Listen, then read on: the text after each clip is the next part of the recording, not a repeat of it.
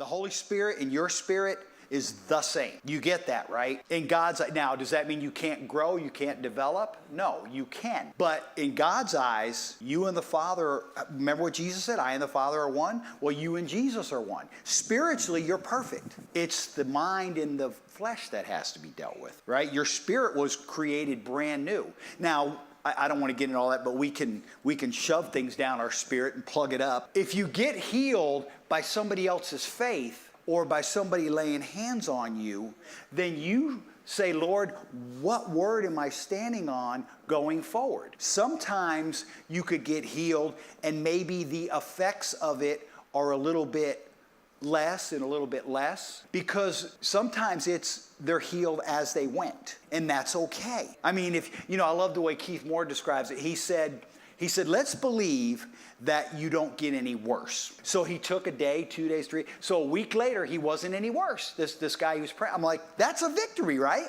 You didn't get worse. Well, if you don't get worse, you're probably not going to die. That's pretty safe, right? I mean, if it stays the same.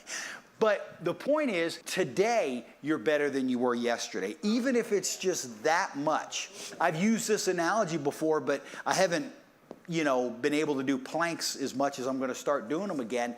But I would start just adding like a second each time. What if you did one push-up and you added one push-up a day for 5 days and you did that for a whole year? You'd be from doing one push-up to doing 50 push-ups. Now, how many of you can stop and give me 50 push-ups right now? But if you paced yourself, then you could get to where you can do that. See what I'm saying? Little bite size, right? Like they say, how do you need an elephant? One bite at a time.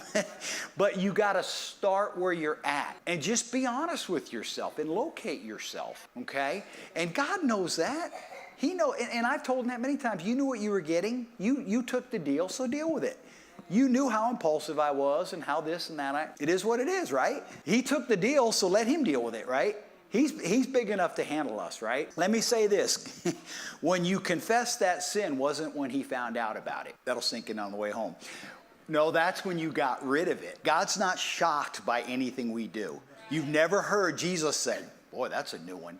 God, you gotta listen to this. I'm dumbfounded. That's new to me, But there's nothing new under the sun, right? So I'm saying this because there's so much condemnation where people beat themselves up because they say, I should be here. Now let me say this because this is very powerful. I sometimes struggle with, not being where I want to be ministry-wise and thinking about, you have all this vision. This could be your personal life, ministry, or whatever. You have all this vision where you're headed here. Maybe you see yourself playing Carnegie Hall, but today you're playing here. So how do you get from here to here? Because there's got to be steps, right? There's no such thing as just jumping from here to there. So what do you do when you have this vision for your life, for prosperity, or your vision board, or whatever that is, and you can see it in here, you can see you getting there. In fact, even the Bible, what did the Bible say? The Bible said that all them died in faith, not seeing the promise. But yet they fully expected it to come to pass. So how do you do that? How do you fully expect something to come to pass, and yet maybe you don't get there? Here's how he said it to me. He said, son, if you can wake up and go to sleep every day with nothing scratching at you saying, man, I should have did this, you did the best you could today. That's all you can do. You did the best you could to hear from him. You did the best you could to obey him. And if you string enough of those together, eventually what are you going to hear? Well done. But the beautiful thing about it is, and I love this analogy, is let's say you do mess up and you backslide, whatever, and you haven't been in the Word for years, and all of a sudden you repent. It's like God can supernaturally put you right back where you should have been. And you can start from there and just take off. You don't have to make up for lost time. Let's say you've never tithed.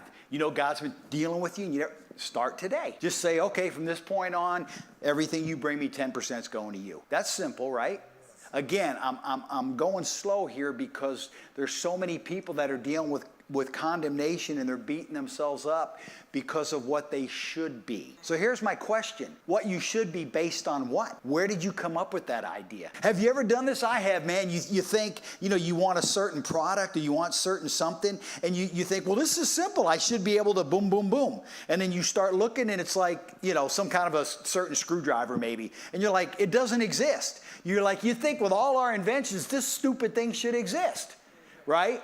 Why? Because in your mind, you cook this thing up. Are you following me? So you can think that it's supposed to be this way. By the time I'm this age, I'm here. By the time I'm this age, okay. Based on what, right? You've heard me say this many times, and it's so powerful. Oh, I'm believing God. Great. To do what? Based on what? And that's good, Lord. How will you know when it happens? How do you know, people, like, how do you know when you're healed? Well, I guess I'll just feel better. Well, there's no faith in feeling better, right? You've heard this before. Someone will say, believe with me for a good report. No. Because that means if you get a bad report, then you're not in faith. Faith comes by report? No.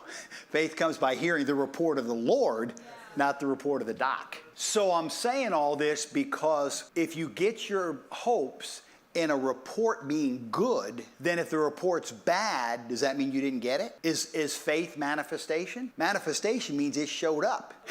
And I don't need faith then because I got it. I don't need faith when I'm looking at it.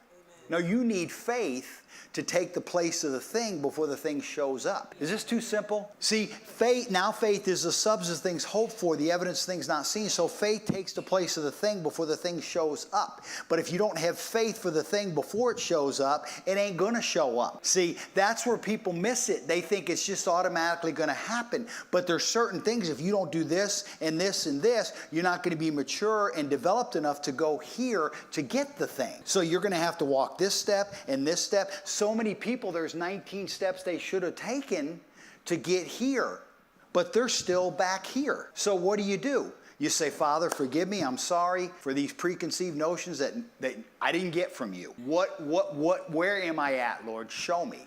Okay? I'm at, Ned the Reader, first grade. Well, then that's where I'm going to start. And then I'm going to take the next step. And that's good, Lord. He can supernaturally speed you up and get you to hear faster, but that's not your problem. You just have to take the steps one at a time. And I said this one time when I was preaching, you speak, remember we're talking about faith? Faith without confession is not faith at all, right? There's no faith without confession. There's no confession without faith. So you confess the thing, and the substance that's in the thing that came from the Word will be the stepping stone. And then when you step on that, you'll be able to get to the next thing, But if you don't have faith is a what? Foundation, right? Isn't it? It's the substance, it's the foundation of things hoped for. Faith is the foundation, the substance of what you confidently expect. And that's good too, Lord. How can you confidently expect something you don't have the Word on? You can't. So when you get into faith based on this Word, you can confess yourself into faith. Did you know that? And I'll say that like that. There's confession of faith and there's confession unto faith. That's where a lot of people miss it. Confession unto faith means I'm not there yet, right? So I'm going to keep meditating on the Word until faith comes and I'm fully persuaded. And then when I confess it, eventually I'll be able to say, I have it now. Right now I'm not there, but how do I get there? Confession of faith or the Word unto the thing. And then your confidence grows and your confidence grows. And one day you'll be saying it and you'll be like, wait a minute, I am healed. That is mine. But back here, you weren't that confident yet. So how do you get confident? By meditating and speaking the Word. Now, let's say you're in a place maybe, and a lot of people are unfortunately, where, let's do it this way. Let's say you've been working on your confession, but man, you just say all kinds of stuff. You just spout all kinds of unbelief. Well, then what you do is you get a partner and you say, now, if something comes out of my mouth that's not of God, say that's your confession and I believe every word of it. Boy, I'll tell you what, you get to where you don't have anything to say after a while, right? And what happens is you got to practice these things. You got to practice these things.